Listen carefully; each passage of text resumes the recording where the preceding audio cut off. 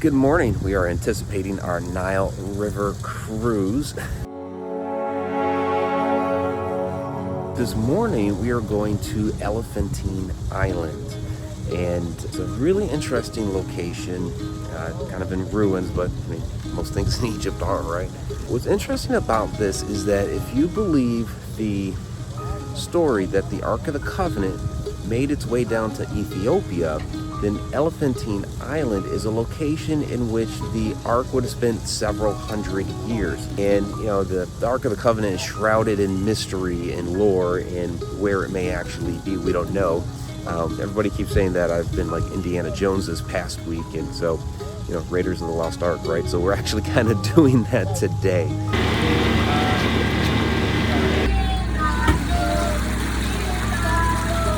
This place here, Elephantine Island, has so much going on with it. Cheeky little Mayans. Cheeky little Mayans. No, but Mike, there's two spots. Yeah. We come up here. He might be showing you the Mayan stuff now. This is the best part. Hey, if you don't have a cell phone turned on, you should record Mohamed saying this. So as I told you before, we have the word Maya exists in three ways in ancient Egypt. Maya as a name, we have one of the nurses for Tutankhamun and a male called Maya. We have Mayan language in Saqqara, and we have Mayan crown over the head of one of the Egyptian knitters called Satet. So this is the shape, and even if you can look to the facial features, you will feel that she is Mexican or like that type of South American style, the nose and the lips. Okay, so this reed crown is definitely Mayan crown. But shall we call it Mayan crown? No, because in my opinion that it was one huge civilization at the early beginning. So maybe some of the priests who left Egypt and went to South America, they created a civilization there which looks like the same civilization they used to practice here in Egypt. What she is doing, she is giving a necklace to the king. That is the big necklace, and there, this is the rest of the necklace at the back side. This necklace is called Minite necklace. Remember the story of Hathor and Sekhmet, when Ra changed Hathor to be Sekhmet, and then Sekhmet said, I will not be happy if this happened again, I'm going to leave the council of gods. So Ra, to please or to confirm that or to keep his promise, he told Hathor, or he gave Hathor a very special necklace will stop this changing. That is the necklace we are talking about. So that is the necklace of protection. So she is giving the necklace to the king to protect himself, but from what? From changing to Sekhmet? No, from getting exposed to any excessive energy, unwanted energy. And that's why when we look at the hair of Hathor, we understand she is the Omega symbol. The beautiful Egyptian knitter of music, and they claim it's not music, it is sound. Okay? Healing. Why we have Hathor here? This is Satet temple, Knom temple, Anubis temple. Why we have Hathor here? Because any place is connected with healing, we must have Hathor. She is the main identity of this kind of ceremony. And also healing is connected with Hathor and connected with what? With lotus flower. Okay, we have the lotus and we have the cobra. Why lotus and cobra? Someone will say this is the Kundalini. No, it's not. This is high consciousness. The lotus and the energy or the vibration is going high or way up. So as a way to tell us that the lotus is one of the main reasons for high consciousness. And we read, Di Anh Es Jed Wasnib. She will be given, okay, all the life. This is all. She, I add will, she given all life, all stability, all power.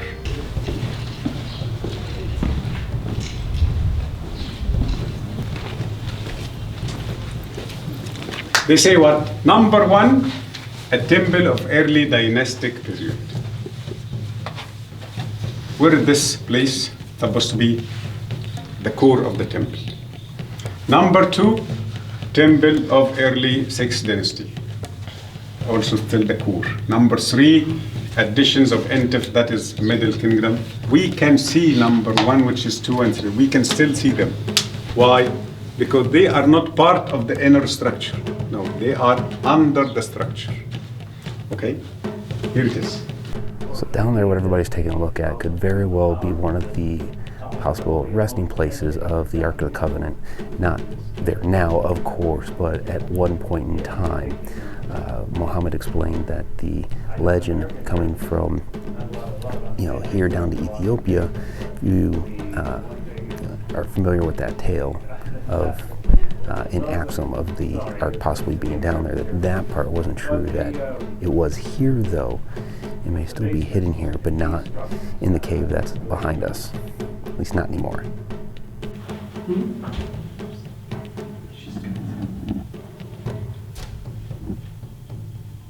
So you see all these structures here from mud brick walls. Why this? Doesn't make sense. If it is sandstone, maybe it will be fine with me because we have many quarries of limestone, of sandstone in the other side of the Nile. But why mud brick? This is the granite island. And you can see we have millions of granite blocks everywhere. Yes, granite is tough material, but here it will be easier than bringing sandstone or making mud bricks. Okay, but again, in my opinion, this is to cool down the energy or to hide the energy of the place. You will see also millions of potsherds. Okay, many of them are like 2,000 years old and maybe older, but the majority from the Coptic time, so we are talking about the 5th and the 6th century. Okay, but because it has no writings, no carvings, so they think it is not important. Wait. So men Kefer Ra, but what's the 3? No, this is different. This is the first. The long thing. Yeah, show us what the 3 means, the 3 lines. This is not the Moses 3 anymore. This is A, Heberu, Ra. The power, the great forms, shapes. 3 means plural. So the great shapes of the sun. So this is the father of Thutmose 3. This is Thutmose 2. Thank you. Yes, we have a foundation made from slices or blocks from an older temple.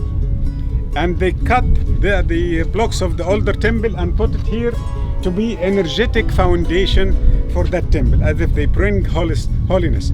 It used to be something like this in the early churches. They brought the relics of the martyrs and the saints to be buried under the church.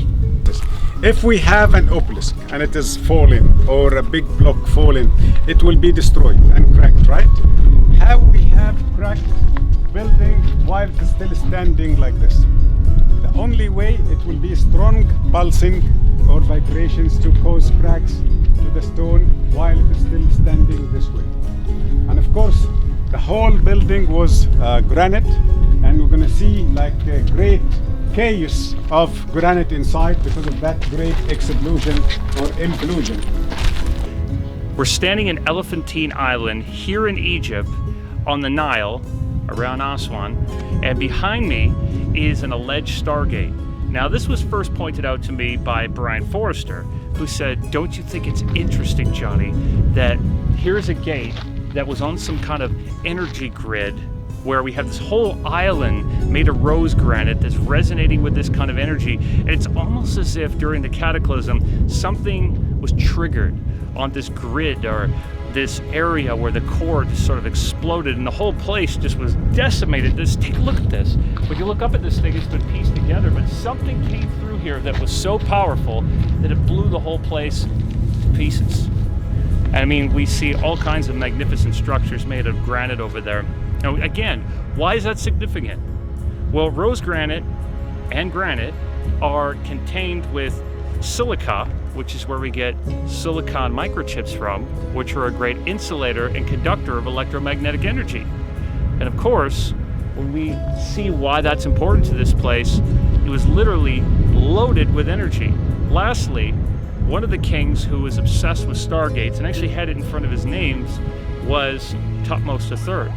And of course, we see his temple and his fingerprint right next to this site. And we know he was fascinated by Elephantine Island. This is one of the great products of ancient Egypt. Yes, maybe it is not 1,000 tons like the obelisk, but it is still very heavy. It's about from 50 to 70 tons. This is what we call it a shrine. It's supposed to be a standing, separate, small room. Okay, it's made out of one solid piece of rose granite. What is the function of a shrine like this? According to the official or the academic stories, it is where they put the statue of the god. Okay, that is correct. Maybe the names are not the correct way to explain it. They put the statue, and what is the statue? It's another piece of stone. Okay, so they are putting a battery inside the catalyst, okay, to get recharged or to turn on the place, because they put the right combination. Okay, so either the statue of Horus or the statue of Hathor or Khnum or any other knitter, it will be that big battery will be put inside, so the circle will be complete and the place will start acting. Okay, but my question is not how they made it, but how it was destroyed this way. And this is wasn't the only shrine. We had at least 10 or that is another one there. Okay, that is part of it, of another piece. So we have at least 10 shrines. So what was the reason for this destruction? No way to claim it is a group of people came and knocked down the place. No way, especially this piece. From the shape of this piece, it seemed that something happened here at the center, and with the strong wave, this piece was falling to the backside. You will see that all the sides and the edges and the corners were made perfectly. And by the way, there was 2 doors, okay, for that shrine. And my guessing that the doors were made out of maybe precious material like gold, but not because it is precious, no, because it is again conductive material. So far you didn't see the top of that shrine, okay? The top of the shrine is my evidence that the pyramid, the Great Pyramid, was designed to be a structure with a missing peak all the time, because here we have the same design.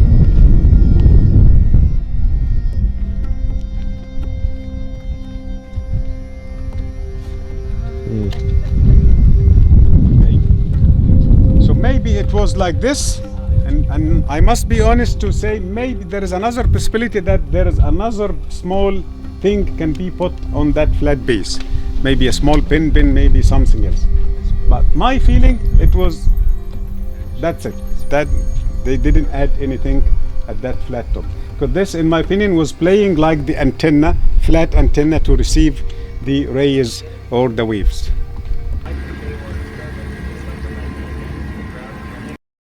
Pretty cool opportunity here. We are on the banks of the Nile, literally getting the feet wet. So it was a lot of fun. Jason over there decided to go and jump off the boat and go swimming. I am not dressed for such an occasion. I wore jeans, and yeah, I'm not gonna like wear wet jeans all the way back to our boat later. So, but this is cool. This is cool.